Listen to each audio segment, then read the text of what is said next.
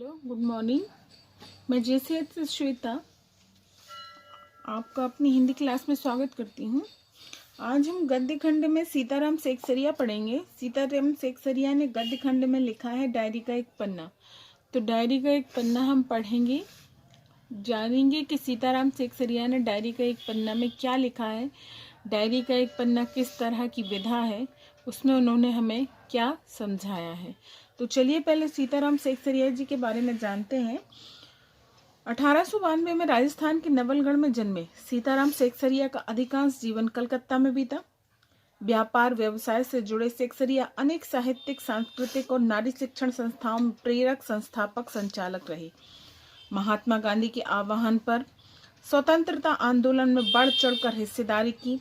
गुरुदेव रविन्द्रनाथ ठाकुर, महात्मा गांधी, नेताजी सुभाष चंद्र बोस के करीबी रहे। सत्याग्रह आंदोलन के दौरान जेल यात्रा की। कुछ साल तक आजाद हिंद फौज में मंत्री भी रहे। भारत सरकार ने 1962 में पद्मश्री से सम्मानित किया। सीताराम सेकसरिया को विद्यालयीन शिक्षा पाने का अवसर नहीं मिला। 100 अध्याय से ही पढ़ना लिखना सीखा, मतलब अपने आप ही पढ़ना लिखना सीखा, ये स्कूल नहीं गए। स्मृतिकरण, मन की बात, बीता युग, नई याद और 2 भागों में एक कार्यकर्ता की डायरी उनकी उल्लेखनीय कृति हैं। ये सीताराम सेकसरिया का जीवन परिचय हुआ। अब हम पढ़ेंगे उनके सीताराम सेकसरिया जी के पाठ में, जो उन्होंने अपने गद्य खंड में जो पाठ दिया है डायरी का एक पन्ना, उसके में पाठ में प्रवेश करेंगे। पाठ में प्रवेश में दिया है, अंग्रेजों से देश की मुक्ति दिलाने के लिए महात्मा गांधी ने सत्याग्रह आंदोलन छेड़ा था। इस आंदोलन में जनता ने आजादी की अलग जगाई। देश भर से ऐसे लाखों लोग सामने आए जो इस महासंग्राम में अपना सर्वस्व न्यौछावर करने को तत्पर थे। 26 जनवरी 1930 को गुलाम भारत में पहली बार स्वतंत्रता दिवस मनाया गया। 26 जनवरी 1930 को याद रखिएगा, गुलाम था उस समय भारत जब पहला स्वतंत्रता दिवस मनाया गया था। यह सिलसिला आगे भी जारी रहा। आजादी के 2.5 साल बाद 1950 में यही दिन हमारे गणतंत्र के लिए लागू होने का दिन बना। प्रस्तुत पाठ के लेखक सीताराम सेकसरिया आजादी की कामना करने वाले उन्हीं अनंत लोगों में से एक हैं। एक दिन वह दिन प्रतिदिन जो भी देखते, सुनते और महसूस करते, उसे अपनी निजी डायरी में दर्ज कर लेते। यह क्रम कई वर्षों तक चला। इस पाठ में उनकी डायरी का 26 जनवरी 1931 का लेखा जोखा है। मतलब जो पाठ हम यहाँ पर पढ़ रहे हैं, डायरी का एक पन्ना, ये 26 जनवरी 1931 को उन्होंने जो कुछ भी देखा, जो कुछ भी वहां घटित हुआ, उसको उन्होंने किसी के माध्यम से सुना और फिर वो सुनी सुनाई हुई बात उन्होंने अपनी डायरी में लिखी। ये हम इस पाठ में देखेंगे कि हमने क्या देखा था उन्होंने 26 जनवरी 1931 को। नेताजी सुभाष चंद्र बोस, स्वयं लेखक सहित कलकत्ता के लोगों ने देश का दूसरा स्वतंत्रता दिवस किस जोश खरोश से मनाया। अंग्रेज प्रशंसकों ने इसे उनका अपराध मानते हुए उन पर और विशेषकर महिला कार्यकर्ताओं पर कैसे कैसे जुल्म ढाए, यही सब इस पाठ में वर्णित है। यह पाठ हमारे क्रांतिकारियों की कुर्बानियों को याद तो दिलाता ही है, साथ ही यह भी उजागर करता है कि एक संगठित समाज कृत संकल्प हो तो ऐसा कुछ भी नहीं जो वह कर नहीं सकता। मतलब इस पाठ में बताया गया है कि अगर हम सब किसी भी कार्य के लिए एक साथ इकट्ठे हो जाएं तो हम कुछ भी कार्य कर सकते हैं। अब चूंकि पाठ में जो भी बताया गया है वह मैं आपको एक तरह से कह लीजिए कि पाठ का सार सुनाऊंगी। पाठ तो आप खुद भी पढ़ सकते हैं ना, तो हम सिर्फ यहाँ पे, चूंकि पाठ बड़ा हो जाता है तो वीडियो बड़ी हो जाती है, इसीलिए सिर्फ मैं यहाँ आपको पाठ की समरी, आपकी भाषा में समरी, मेरी भाषा में पाठ का सार सुनाऊंगी। तो चलिए शुरू करते हैं। कलकत्ता में राष्ट्रीय ध्वजारोहण, मतलब सबसे पहले जहां से पाठ प्रारंभ होता है वह यही अवस्था है जहां कलकत्ता में ध्वजारोहण होता है। 26 जनवरी 1931 को संपूर्ण भारत में स्वतंत्रता दिवस मनाया गया था और आज इसी की पुनरावृत्ति हो रही है। कलकत्ता में इसका विशेष महत्व था और लोगों को बता दिया गया था कि इसका संपूर्ण प्रबंध उन्हें ही करना है। इसे इतने भव्य रूप में मनाया जा रहा था कि केवल प्रचार में ही 2000 रुपए खर्च हुए थे। बड़ा बाजार स्थित सभी मकानों पर राष्ट्रीय ध्वज फहराया जा रहा था। कई मकान तो ऐसे थे जिन्हें देखकर लग रहा था जैसे देश को स्वतंत्रता प्राप्त हो गई हो। उधर पुलिस ने भी पूरा प्रबंध किया था।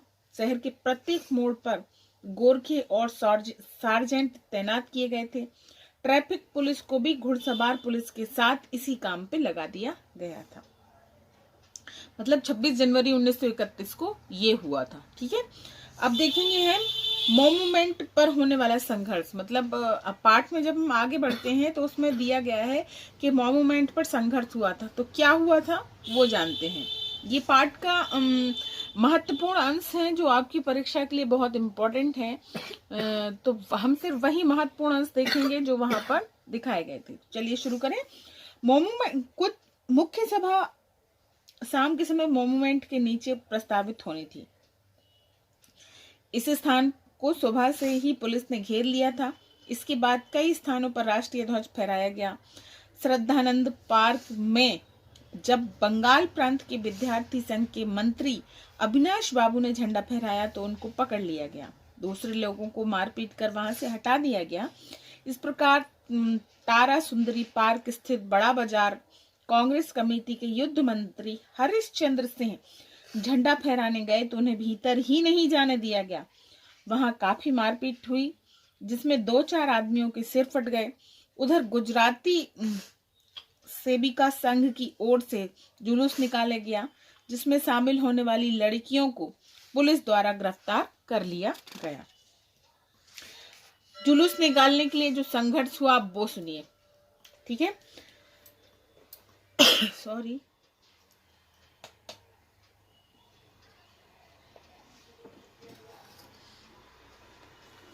11 बजे मारवाड़ी बालिका विद्यालय की लड़कियों ने अपने विद्यालय में झंडा फहराया। उन्हें उत्सव का महत्व समझाया गया। इसी बीच फोटो आदि खींचे जा रहे थे। दोपहर 2-3 बजे कई आदमियों को पकड़ लिया गया जिसमें मुख्य रूप से पूर्णोदास, पुरुषोत्तम राय आदि उल्लेखनीय थे। पूर्णोदास पर सुभाष बाबू के जुलूस का भार था। स्त्री समाज जगह जगह अपने जुलूस निकालने की कोशिश में लगा हुआ था। 1 बजे से ही मैदान में लाखों लोगों की भीड़ टोलियों में आने लगी।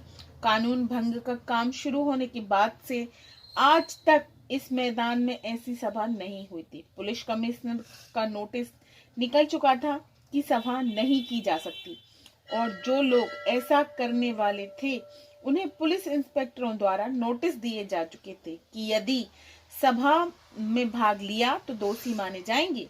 इसके बावजूद काउंसिल की ओर से निकले नोटिस में 4:24 पर झंडा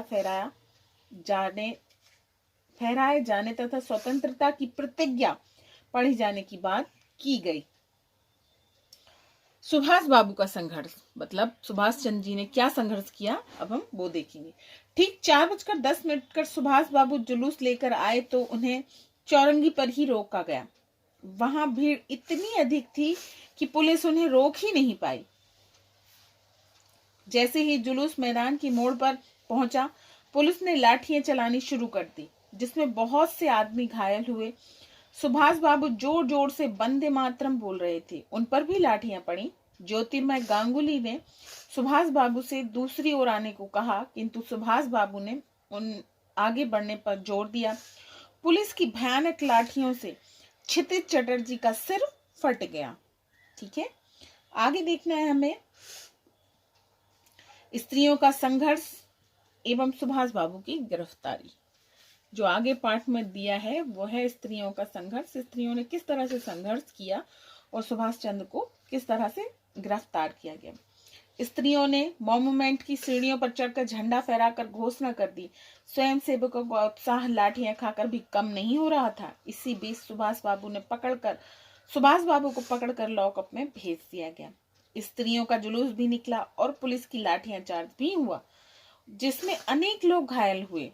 धर्मतल्ले के मोड़ पर जुलूस टूट गया और 50-60 स्त्रियां वहीं पर बैठ गईं, जिन्हें पुलिस ने लाल बाजार जेल भेज दिया। इसके बाद विमल प्रतिभा के नेतृत्व में जुलूस आगे बढ़ा तो उन्हें भी लाल बाजार भेज दिया गया।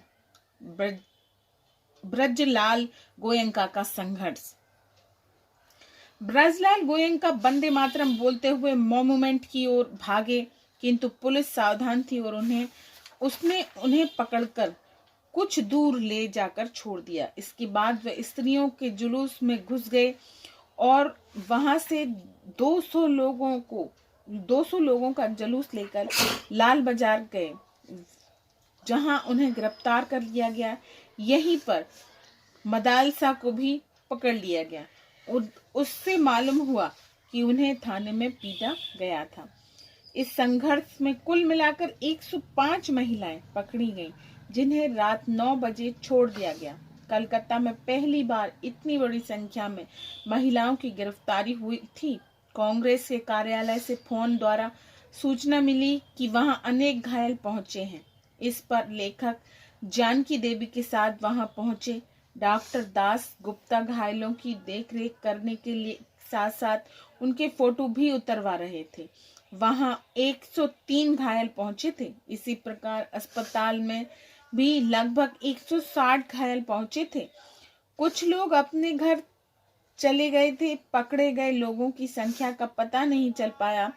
लेखक के अनुसार यह संघर्ष अपने आप में अत्यंत महत्वपूर्ण है, जिसने कोलकाता के इस कलंक को धो दिया कि यहाँ स्वतंत्रता का आंदोलन का काम नहीं हो पा रहा था। इससे यह आशा भी बंधी कि यहाँ भी स्वतंत्रता आंदोलन का काम हो सकता है। यह हमारे पूरे पाठ की समरी थी, जिसे हम हिंदी में बोलते हैं सार था, कि इस पाठ में हमें क्या क्या पढ़ाने का प्रयत्न किया गया है।